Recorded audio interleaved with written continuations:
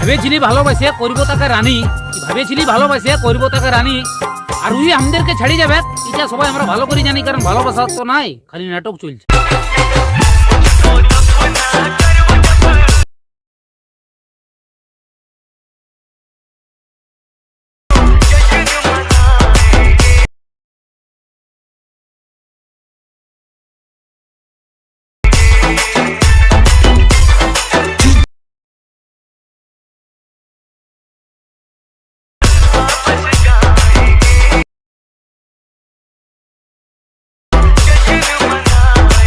तो गाइस यार बस एक ही चीज कहूंगा कि अगर ये वीडियो आपको जरा सी भी अच्छी लगे तो प्लीज यार इस वीडियो को लाइक करना, और जिन लोगों ने पहले से सब्सक्राइब कर रखा है उनको दिल से सलाम, और जिन्होंने सब्सक्राइब नहीं किया है वो प्लीज चैनल को सब्सक्राइब कर ले। चलिए शुरू करते हैं।